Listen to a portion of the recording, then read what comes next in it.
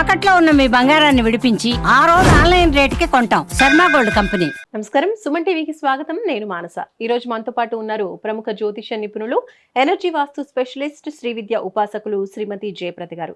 వారితో మాట్లాడదాం. ఈ మాసం అంటే ఆగస్టు మాసానికి సంబంధించిన ద్వాదశ రాశుల యొక్క మాస ఫలితాల గురించి మనం తెలుసుకుందాం. అమ్మ నమస్కారం. అమ్మ నమస్తే అమ్మ. శ్రీమాత్రే నమః. అమ్మ, ఈ మాసం ఆగస్టు మాసం, ప్రత్యేకించి శ్రావణ మాసం కూడా అందరూ మహిళలు కూడా చక్కగా పూజలన్నీ చేసుకుంటూ ఉన్నారు. మరి ఈ శ్రావణ మాసం యొక్క విశిష్టత గురించి, అలాగే ఈ మాసంలో ఉన్నటువంటి గ్రహస్థితి గురించి ముందుగా తెలియజేయండి. తప్పకుండా నాన్న. ఈ మాసం ఒక విశిష్టత అండి. శ్రావణ మాసం అనగానే మన అందరికీ, మహిళలందరికీ ఎంతో ఉత్సాహం ఉంటుంది. ఎందుకంటే కొత్త కొత్త చీరలు తీసుకురావడం, అలంకరణలు, ఇల్లంతా శుభ్రంగా చేయడము. ఎంత బిజీ ఉన్నా సరే ఈ శ్రావణ మాసంలో మాత్రం ప్రతి ఒక్క మహిళ ఇల్లుని శుభ్రంగా చేసుకుంటుంది. ఇల్లు శుభ్రంగా చేసుకోవడం, పూజ, వరలక్ష్మి వ్రతము, నోములు. అసలు శ్రావణ మాసము అనే పేరు వినగానే మనసుకు చాలా ప్రశాంతత వస్తుంది.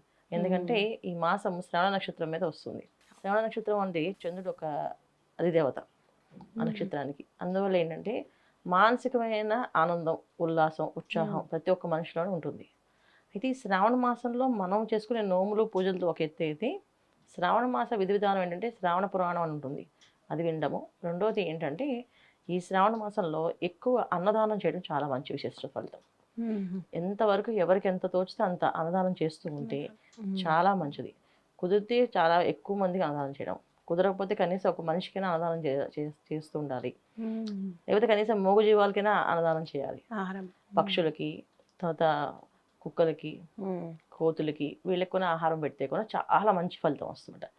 అది ఎంతో గ్రహశాంతి, గ్రహ నివారణ అవుతుంది. ఎందుకంటే మన జాతకంలో ఉండే ఏవైతే గ్రహాలు ఎలా ఉన్నా, ఎలా జరిగినా, ఎలాంటి ఇబ్బందులు ఉన్నా, మనకు కొంతమంది జాతకం తెలుస్తుంది, కొంతమంది జాతకం తెలియదు. కొంతమంది సో నాకు జాతకం ఉందండి, నాకు జాతకం లేదండి అంటారు కొంతమంది. ఎందుకంటే పుట్టిన తేదీ, సమయం కరెక్ట్గా ఉంటేనే జాతకం తెలుస్తుంది.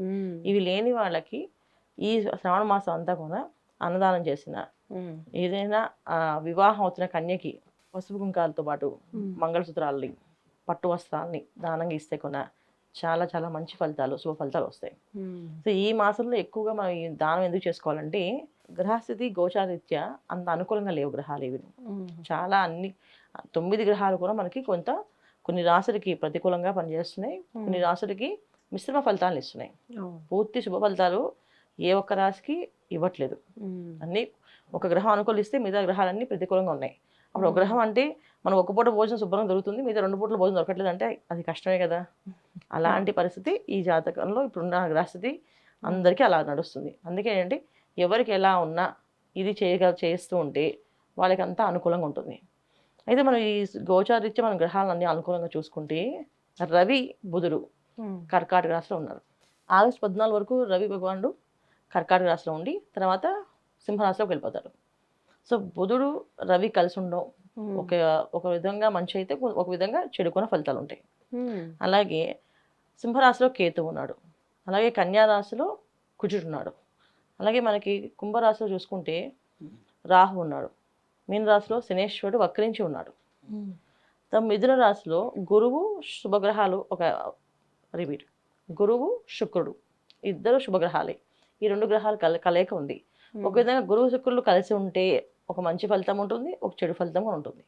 శుభగ్రహాలు అయినప్పటికీ కూడా మనకి మంచి చెడులు అనేది ఖచ్చితంగా రాసి ఉంటాయి. సో మన గ్రహస్థితుల్లో గోచారీత్యా ఏంటంటే అన్ని గ్రహాలు బాగున్నప్పటికీ వాటి స్థానాలు అనుకూలంగా లేవు. వాటి స్థానాలు అనుకూలంగా లేవు కనుక మనకి అటువంటి ఫలితాలు కనుక కనిపిస్తున్నాయి. ఎలాంటి ఫలితాలు వస్తాయి అంటే ఒక్కొక్క రాశికి ఒక్కొక్క ఫలితం ఉంది, అది మీకు వివరిస్తాను ఇప్పుడు.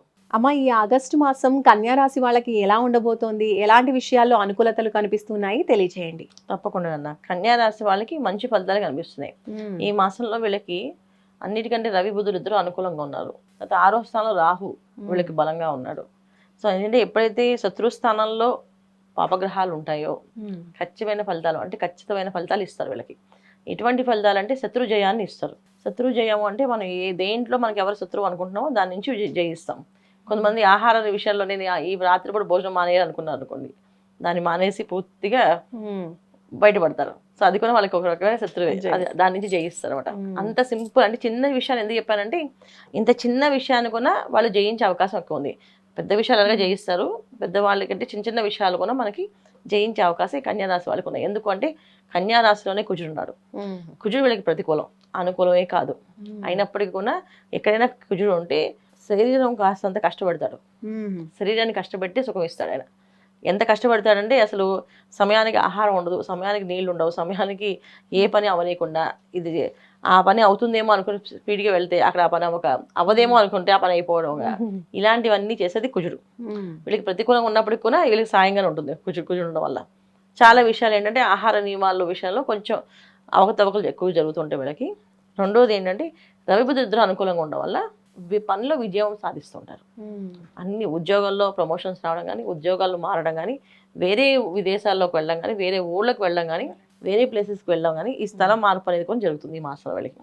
ఇక్కడ నుంచి ఇంకొక ఊరికి వెళ్ళడము, ఏదో ఇల్లు మారి ఇంకో ఇంట్లోకి వెళ్ళడము, ఇలాంటివి కూడా జరిగే అవకాశం ఎక్కువగా ఉంది. అన్నిటికంటే బుద్ధి బాగా చురుగ్గా పనిచేస్తుంటుంది. ఎందుకంటే రాసాధిపతి అయిన బుధుడు రవితో కలిసి ఉండడం వల్ల ఇద్దరు కూడా సమయస్ఫూర్తిగా ఏ విషయాన్నైనా నిర్ణయించి చేయించే క్యాపబిలిటీ వీళ్ళకి ఉంటుంది అనమాట. ఎంతటి విషయం అంటే ఇప్పుడు దాకా ఏవి నోట్లో మాట్లాడలేని వాళ్ళు కూడా చాలా చక్కగా మాట్లాడుతూ ఉంటారు. ఇలా ఎందుకు మాట్లాడుతున్నారు వీళ్ళు అంటే వీళ్ళకి రవి బుధుడు ఒక అనుకూలం ఉంది కనుక ఖచ్చితంగా ఆ మాట తీరు అనేది అలా వస్తుంది. ఈ మాట తీరు వల్ల వీళ్ళకి ప్రమోషన్స్ వచ్చే అవకాశం ఉంది. ఎందుకంటే ఇంత బాగా మాట్లాడుతున్నారు కదా, ఖచ్చితంగా వెళ్ళే లీడర్గా పెడదామని అనే ఆలోచన వస్తుంది. వాళ్ళకి బాధ్యత చెప్తారు, వాళ్ళకి ప్రమోషన్స్ అనేది జరుగుతాయి. అలాగే వ్యాపారంలో అభివృద్ధి అనేది కూడా వీళ్ళకి మెలకువలు ఎలా చేస్తే అభివృద్ధి వస్తుందో అనేది కూడా తెలుస్తుంది. సో ఒక రవి బుధుడు ఇద్దరు అనుకూలంగా ఉంటే చాలు, మన లైఫ్లో అన్ని ముందుకు వెళ్తామని చెప్పి కన్యా రాశి వాళ్ళు నిరూపిస్తారు. ఇక 6వ స్థానంలో రాహు ఉండడం వల్ల ఏంటంటే వీళ్ళు చూసి ఏదైనా ఈర్ష్యపడడం కానీ ద్వేషించడం కానీ జరగదు. ఇక్కడ రవి బుధుడు అనుకూలంగా ఉన్నారు కదా, కుజుడు ఉన్నారు రాశిలో. అందువల్ల ఏంటంటే ఇంతకుముందు ద్వేషిస్తూ ఉండేవాళ్ళు ఇప్పుడు ద్వేషించడానికి అవకాశం ఉండదు. సర్లే వాళ్ళు చేసేది కరెక్టే కదా, వాళ్ళు కరెక్ట్గానే చేస్తాం, మనం ఎందుకు వాళ్ళని అందాం అని చెప్పి శత్రువులే లేకుండా ఉంటారు ఈ మాసంలో వీళ్ళకి. ఓకే అమ్మ, కన్యా రాశి వాళ్ళు ఈ మాసంలో ఎలాంటి పరిహారాలు పాటించాలి, ఇంకా మంచి జరగాలి అంటే ఎక్కువగా ఏ దైవాన్ని ఆరాధించాలంటారు? ఈ మాసం అంతా వీళ్ళు వెంకటేశ్వర స్వామిని ఆరాధించడం అన్న. ప్రతి శనివారం వెంకటేశ్వర స్వామి గుడికి వెళ్ళడం, తులసి మాలను సమర్పించడము, ప్రదక్షిణాలు చేయడము, వీలైతే అక్కడ ప్రసాదం నైవేద్యంగా పెట్టడము, అండ్ ఇవన్నీ చేసుకుంటూ వెళ్తే చాలా అనుకూలంగా ఉంటుంది. వెంకటేశ్వర స్వామి ఎక్కువ ఆరాధించడం, అష్టాక్షరి మంత్రాన్ని ఎక్కువ చేయడము, విష్ణు సహస్రనామ పారాయణ చేయడం, ఇది చాలా వీళ్ళకి అనుకూలం అన్న. ధన్యవాదాలమ్మా, నమస్కారం. శ్రీమాత్రే నమః. చూసారు కదండి, ఇది కన్యా రాశికి సంబంధించిన ఆగస్టు మాస ఫలితాలు. చూస్తూనే ఉండండి సుమన్ టీవీ. నమస్కారం.